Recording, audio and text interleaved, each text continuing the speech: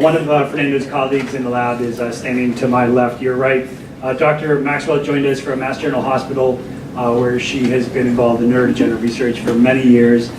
She joined us when we created the translational research team, and we brought her in for a lot of different reasons, but one of the reasons in particular was because of her expertise in developing and putting together cell-based assay systems in which we can screen potential treatments for ALS, and in particular cell-based systems that are based on samples directly collected from people with ALS. She's an expert in cell development, iPS line creation, iPS line screening, high throughput screening, which we're aiming to do through the Precision Medicine program.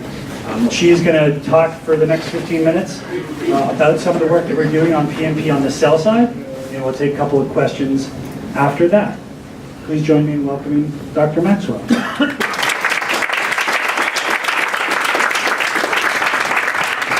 you, Rob. Thank you all. Can everyone hear me? Great. Thanks for allowing me to come here today and give you an update on what we're doing on the experimental side of the PMP in the laboratory downstairs in building a discovery platform to help us move forward in developing therapeutics for this disease. I'll just start by saying, sorry? Can you speak closer?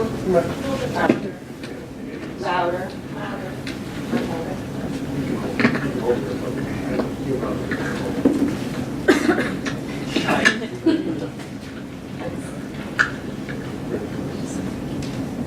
Better? Yeah. Great. I'll just start by reiterating something that I don't think needs any repeating here, but I'll do it anyway, which is that, as we all know, ALS is a complex disease, both genetically and clinically. And there's a gap in our understanding of how the different molecules and genes that are associated with ALS lead to clinical disease. And this gap is in our understanding of both how those mutations or mutant proteins lead to molecular and cellular dysfunction, and critically in how cellular dysfunction is associated with clinical disease, because lots of cellular aberrations have been reported, and they may or may not be associated with the development of clinical disease in patients. And so we need to fill this gap, and the reason why it's so critical to do that is because it's in our understanding of molecular and cellular dysfunction that we can identify and validate molecular targets and cellular endpoints that can be used in drug discovery screens. So we're really about a discovery program here, and I think that's because, as Steve showed you earlier, we need a whole lot of candies at the top of that funnel in order to hope to identify some potential therapeutics that could move forward into the clinic. So on the discovery end, we need to maximize our chances of detecting something that's meaningful. One more thing I'd like to point out here before I move on is that as Steve alluded to earlier, there are a lot of different molecules and cellular pathways that have been implicated in ALS. It's entirely possible that no one therapeutic will target them all. It's also possible that patients with some ALS patients will exhibit dysfunction in their cells that is similar to each other, and some will be distinct. And so we may need to try to bin these somehow in order to move forward with rational drug discovery. And that's really our goal here. So in filling the gap, we hope we can use precision medicine to combine clinical data, biological samples, and experimental models, all from patients, to help us elucidate cellular and molecular mechanisms of disease. You've seen some version of this slide already today, and Fernando has given you an overview of some of the clinical and self-reported data that's coming out of our program, but I'll focus on the biological samples and on our progress in building a discovery platform around these samples. So participants in the PMP come in and they donate generously blood and skin. Serum, plasma, and whole blood are reserved for biomarker analysis, which could be, we hope, will be important later on in understanding what might be used to assess progression or assess efficacy in a clinical trial. Blood samples are used to extract DNA, which is sent for whole genome sequencing and DNA fingerprinting. And then the skin biopsies, the precious skin biopsies, are used to isolate primary cells, which are then used for confirmatory DNA fingerprinting, genotyping of CMR72, which I'll talk more about in a minute, and cell banking with the goal ultimately for generating induced pluripotent stem cells from which we can derive other models of disease.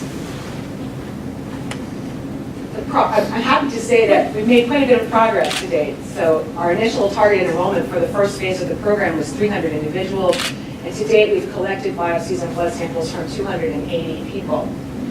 And of those 280, all but 4 have gone through the process of having primary cells isolated, expanded, and banked. This seems like a simple thing, but it's actually been an enormous effort conducted by Alexander Solias and Therese Dane in our group.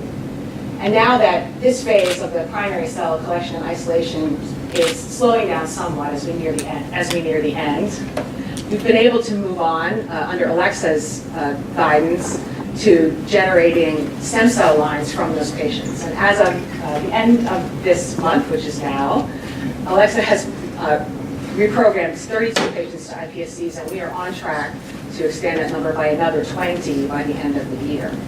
On the molecular biology side of things, Alex Kalo, who's also here today, has been responsible for purifying DNA from blood samples and doing DNA fingerprinting, sequencing genomes. All of these patients' samples have gone for genomic sequencing. We're waiting a couple of samples to come, data to come back from a couple of samples, but all of them have gone into the queue. And then we've added, new this year, another arm of the program, which is to determine genotypes for C9orf72. And the reason why we're doing that is because, as you all know, C9orf72 is the most common mutation associated with familial ALS, accounting for up to 40% of false cases. And it's also, and this is important, found to be expanded. This expanded CG repeat, GC-rich repeat is shown to be expanded in up to 10% of apparently sporadic cases. And our downstream workflow in understanding cell biology of stem cells and neurons derived from patients depends on our understanding what the genotypes of those cells are. So the technical methodology of genome sequencing doesn't detect these GC-rich repeats. They fall out, and so they don't come through in the sequencing data. And in order to address that, we've had to develop additional methodology to make sure that we can correctly identify which of the samples in our collection have expanded repeats in C9orf72. So this is Alex Kalo's work, and he's done that now for 141 of our subjects, and he's done it by a two-step process. First, with something called amplicon length analysis, which allows him to detect all of the people who have no expansions, and that's about 84% of the ones he's tested so far. So we call what we're calling normal, which means fewer than 20 repeats. And then the follow-up analysis by something called repeat prime PCR, which allows them to confirm expansions in the cases where the numbers of repeats is greater than 20. And this analysis has revealed that about 14%, or 20 overall, this is new as of yesterday, 20 have expanded repeats, which we're defining as greater than 30. And 3 of the patients and subjects in our collection have what we're calling intermediate expansions. And the reason why we're reporting this is because the cutoff of 30 repeats or greater as expanded in C9orf72 is an historical one. But there's no clear clinical or biological reason to make that cutoff at 30. And recent literature suggests that intermediate size repeats in this gene between 20 and 30 copies may also be associated with pathogenic features of ALS and in particular also FTD. Another thing that's come out of our analysis of the genetic analysis of our samples is that is depicted in this cartoon, which you heard a bit about some of this earlier, but this is a cartoon showing some of the genes and the putative pathological cellular processes with which they're associated that may be implicated in ALS. And what I want you to take home from this is that in red are all of the genes in which we have discovered mutations in our samples. And this is important because it shows that we have pretty broad coverage in this collection, and I think that that's something that is really critical to our further studies, because we want our collection to be broadly representative of ALS, since as I alluded to earlier, the approach in precision medicine is really geared toward understanding cellular differences in cells derived from actual patients that we can then use to inform rational drug discovery in drug screens that may reveal that cells from some groups of patients exhibit particular differences and respond to particular types of drugs, but others do not. And this may help us, as both Steve and Fernando have alluded to, refine our approach to doing clinical trials if we can identify the subsets of patients that are more likely to respond to a particular type of therapeutic. The sort of drilled down approach in our group at the experimental end is to take these patient-derived cells and then to use them for what we call cellular phenotype and target discovery. And what does this mean? It means, can we identify differences in cells derived from patients that reliably and robustly distinguish ALS cells from non-ALS cells, or one subgroup of ALS cells from another? And then exploit these differences to develop assays that can be used then in compound engineering modifier screens to lead us towards future therapeutics. The workflow in our program looks like this. We start with cells from patients, from familial sporadic ALS and controls, and in a process that takes about 5 to 6 weeks to grow cells out from the biopsy. These are expanded and then banked and stored. And these are the fibroblasts, what they look like when they grow out from the skin biopsy. Then we introduce reprogramming factors, and over a period of about 1 to 2 weeks, what happens is that stem cell colonies begin to emerge. And here's what the stem cells look like. The stem cell colony grows on top of a bed of the fibroblasts that were not transformed or reprogrammed. This takes about a couple of weeks. Then we go through about 3 weeks of growing and expanding these nascent stem cell colonies until we have stem cell lines that can be validated, both to ensure that they're genetically stable and that they express the appropriate stem cell markers. This takes a couple of weeks, and then they can be banked for use in future experiments. So once the cells are available, they can then be differentiated to a variety of ALS-relevant cell types and then employed in our attempts to uncover new phenotypes that can be used to develop drug screening assays. One thing I'd like to mention is that there are other types of cells we can imagine using in drug screening, but there's a real advantage to using iPSCs. Oh, I'll just mention again that we've done this for 276 subjects and 32 stem cell lines with more coming. So iPSCs can be used to generate a bunch of different cell types that we care about, including, of course, the motor neurons, which are affected in ALS, and other types of neurons, the resident immune cells of the CNS, microglia, the most important helper cells of the CNS, the astrocytes, the myelinating oligodendrocytes, and, of course, the muscle cells with which these neurons need to make connectivity. And so going from an iPSC state allows us to derive all of these, and that empowers us to ask questions about cellular mechanisms that affect different cells in the disease. And we're doing all of this now, and I'll show you a little bit about this. So this, thanks to the work of our newest team member, Dr. Kyle Denton, who's also here, who's brought with him quite a bit of expertise in differentiating iPSCs. We've now moved forward rapidly in getting these methods established in-house. So Kyle has made spinal motor neurons from iPSCs. This is a timeline showing about how long it takes, about 3 weeks, to make cells that express motor neuron markers. He's also made cortical neurons, takes a little bit longer. And astrocytes, which is a longer process, takes about 3 months.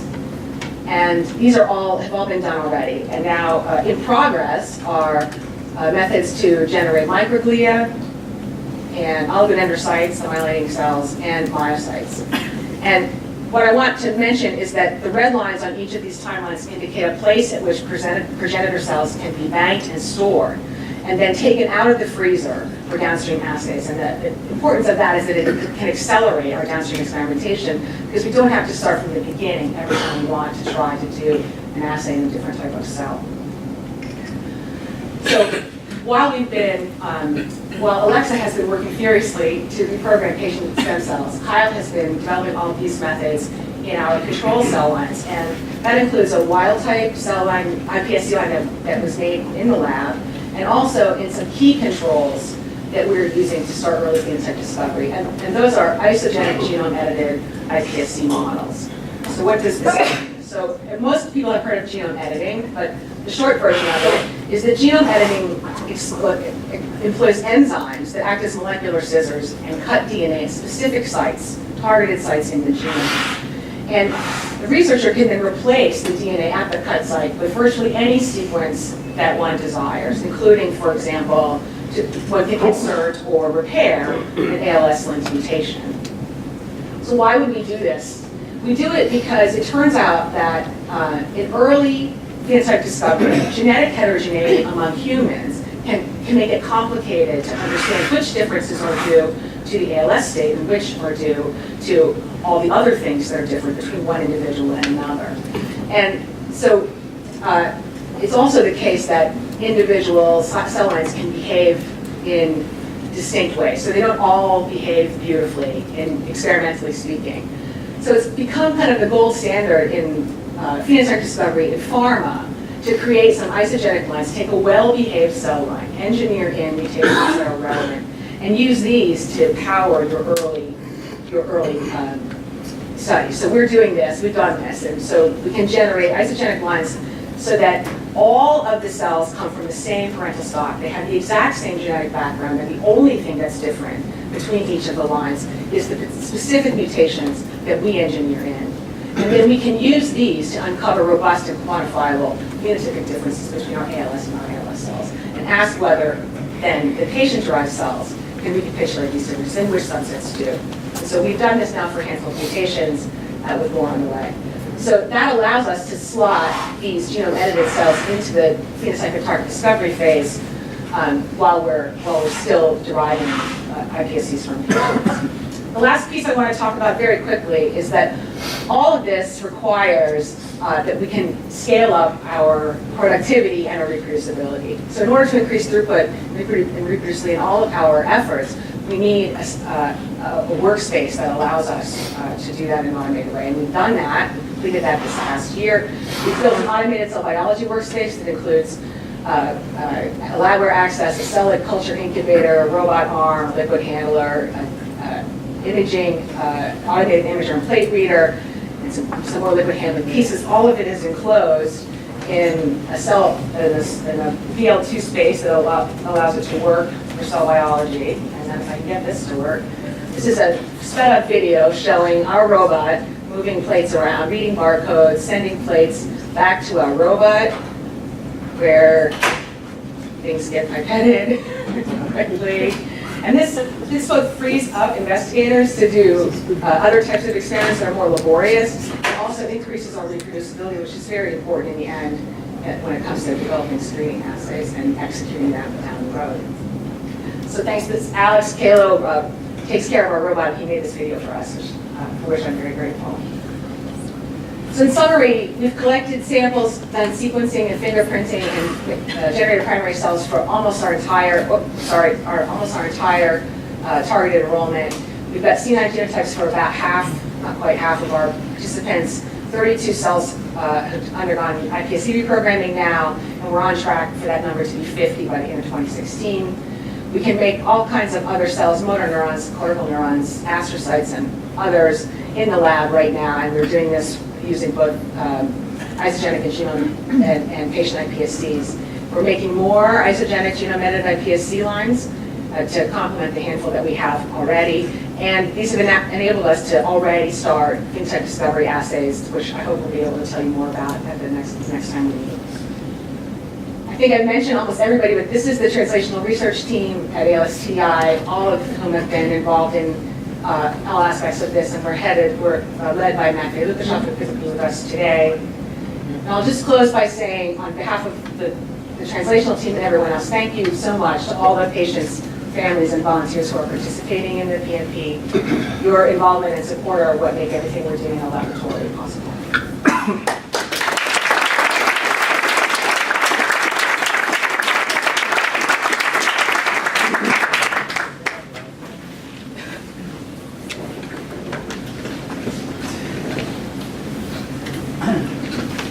Thank you, Dr. Maxwell, for that. So again, we have time for just two quick questions, and then we're going to take a few-minute break before we come back and have a panel discussion with three participants in that program, which is a hugely important part of the day. So we want to make sure we get a few minutes for that. But first question over here. I actually had two quick questions. I don't know how quick they'll be, but I was interested in the procedure for differentiation of the iPSCs into motor neurons. Since ALS patients have deficient motor neuron persistence, motor neurons die. Taking iPSCs from patients back the other way, does that compromise the efficiency of that differentiation? And the other question was whether transcriptomics is being used at all to look at another potential biomarker. So those are both excellent questions. With respect to whether or not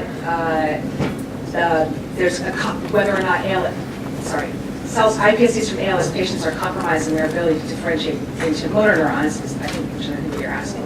At this point, we don't think so, and we wouldn't necessarily anticipate that because motor neurons develop normally in people with ALS. So to some extent, our stem cell models are modeling an earlier age or stage of the motor neurons.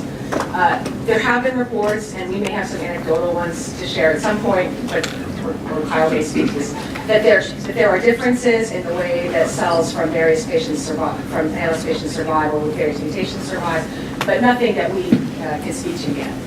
The second question was, sorry. Transcriptomics. Not yet, but the point is that we have all of these materials available and can do that at any point that we wish to. So we're doing some small level transcript analysis of classes of genes that we're watching as part of an early phenotypic discovery effort, but nothing on a global scale, although that's certainly always a possibility. And good afternoon. Just a quick question on the next to last slide. Before the team slide, you went through what had already been accomplished and so forth. And then the last piece at the bottom talked about testing, and you almost under your breath said, we hope to have results the next time we meet. Could you size that up for me? Next time we meet, meaning I could be in your office this afternoon, or are we talking about, when we meet again next year? Well, I would hope before we meet again next year, but not in my office this afternoon. So what I can say is that we have started phenotype discovery assays, a small number of them, with the cell lines that we have in hand, particularly with the genome-edited cell lines that we have in hand.